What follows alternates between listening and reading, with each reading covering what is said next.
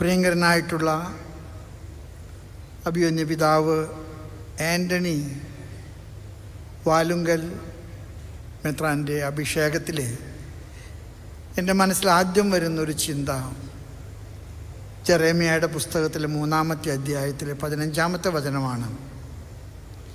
ഞാൻ നിങ്ങളെ സ്നേഹിക്കുന്നുവെന്നതിൻ്റെ ഉറപ്പിനായിട്ട് എൻ്റെ ഹൃദയമുള്ള ഇടയന്മാരെ ഞാൻ നിങ്ങൾക്ക് നൽകും. ഒരുപക്ഷെ ഒരു പുതിയ ഇടയൻ ഇന്ന് അഭിഷിക്തനാകുകയാണ്. വരാപ്പുഴ അതിരൂപതയിലെ അഭിമന്യ മെത്രാപ്പോലീത്ത ജോസഫ് കളത്തിപ്പറമ്പിൽ പിതാവിനെ സഹായകനായിട്ട് ദൈവം തൻ്റെ വാക്ക് പാലിക്കുകയാണ്. ദൈവത്തിൻ്റെ ഹൃദയം കടം കൊടുത്ത ഒരിടയൻ നമുക്ക് നൽകിയതിനെ ദൈവത്തോട് നമുക്ക് നന്ദി പറയാം.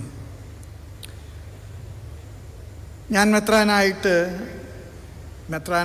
പുതിയ മെത്രാന്മാരുടെ പരിശീലനത്തിന് ചെന്നപ്പോൾ പരിശുദ്ധ പിതാവ് ബെനഡിക്റ്റ് 16 മാർപ്പാപ്പ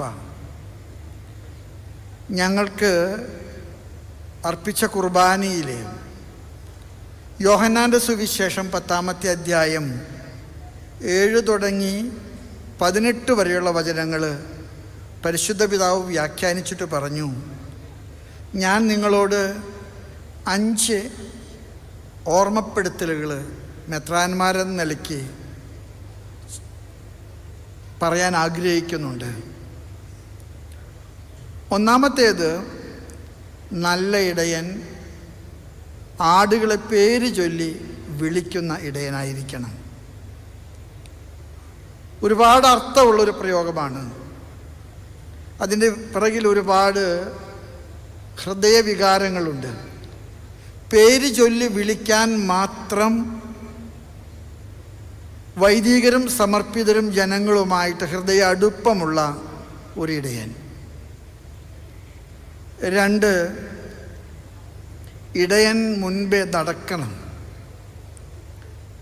ഒരുപക്ഷെ ഞങ്ങൾ ഇടയന്മാരെല്ലാം ഒരുപാട് നിങ്ങളോട് സംസാരിക്കുന്നവരാണ്. സംസാരിക്കുന്നതിനേക്കാൾ കൂടുതൽ ജീവിത മാതൃക കൊണ്ട് നിങ്ങളോട് സംസാരിക്കാൻ കഴിയട്ടെ.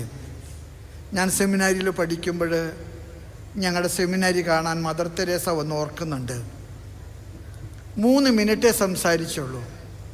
ഞങ്ങൾക്ക് വലിയ സങ്കടമായി. കാരണം ഞങ്ങൾ കൂടുതൽ കേൾക്കാൻ ആഗ്രഹിച്ചു. മദറിനോട് ഞങ്ങൾ ചോദിച്ചു, എന്താ കുറച്ച് മാത്രം സംസാരിച്ചത്? മദർ പറഞ്ഞു, എനിക്ക് സംസാരിക്കാൻ അറിയില്ല, ഞാൻ ജീവിക്കുന്നതാണ് എൻ്റെ പ്രസംഗം. വഴിതെറ്റിയവരെ കണ്ടെടുത്ത് കൂടെ കൊണ്ടുവരുന്ന ഒരു ദൗത്യം, അതാണ് ഇപ്പോഴത്തെ മാർപ്പാപ്പ ഏറ്റവും കൂടുതൽ പറയുന്നത്. പള്ളിയിൽ വരുന്നവനെ ശുശ്രൂഷിക്കുന്നത് വളരെ നല്ലതാണ്, തീർച്ചയായിട്ടും ആവശ്യമാണ്.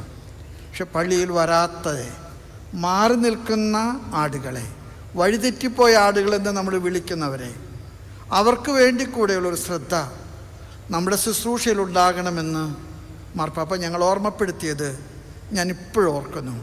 മാർപ്പാപ്പ പറഞ്ഞു, നിങ്ങളുടെ primary concern, not who are in the church, surely, but it should go beyond. മുറിവേറ്റതിനെ സുഖപ്പെടുത്തുന്ന ഒരു ശുശ്രൂഷ, അത് വലിയൊരു ശുശ്രൂഷയാണ്. ഫ്രാൻസിസ് മാർപ്പാപ്പ ഇപ്പോഴും പലപ്പോഴും മുറിവേറ്റവരെയാണ് ഏറ്റവും കൂടുതൽ ചേർത്ത് പിടിക്കുന്നതായിട്ട് എനിക്ക് തോന്നുന്നത്. പലവിധ കാരണങ്ങൾ കൊണ്ട് മുറിവേറ്റിട്ടുള്ള ഒരുപാട് പേരുണ്ട്. ആ മുറിവേറ്റവരെ, അവരുടെ മുറിവുകൾ ഉണക്കാൻ നമ്മുടെ ശുശ്രൂഷയ്ക്ക് കഴിയണം.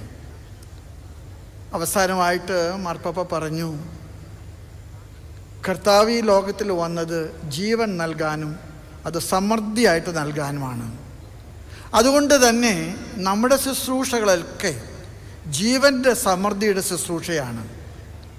ഞാൻ ഈ സൂചിപ്പിച്ചത് പ്രജനനം എന്ന ഒരു അർത്ഥത്തിൽ മാത്രമല്ല, നമ്മളായിരിക്കുന്നിടത്തൊക്കെ തന്നെ ജീവൻ്റെ സമൃദ്ധി നമ്മുടെ മനുഷ്യർക്ക് കൊടുക്കാൻ നമ്മുടെ സാന്നിധ്യം കൊണ്ട്, നമ്മുടെ സഹവാസം കൊണ്ട്, നമ്മുടെ ശുശ്രൂഷകൾ കൊണ്ട് കഴിയട്ടെ. പിതാവ് ഞങ്ങളുടെ മെത്രാന്മാരുടെ ഗണത്തിലേക്ക് ചേർക്കപ്പെട്ട് കഴിഞ്ഞിരിക്കുകയാണ്.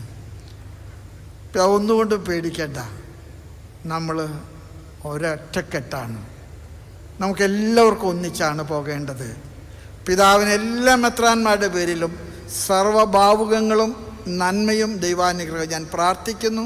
പ്രത്യേകിച്ച് സീറോ മലബാർ സഭയുടെ നാമത്തിലെ എല്ലാ ഐശ്വര്യവും അനുഗ്രഹവും പരിശുദ്ധ അമ്മ വഴി നൽകട്ടെ എന്ന് പ്രാർത്ഥിച്ചുകൊണ്ട് ഞാൻ എൻ്റെ വാക്കുകളെ നിർത്തുന്നു. നന്ദി, നമസ്കാരം.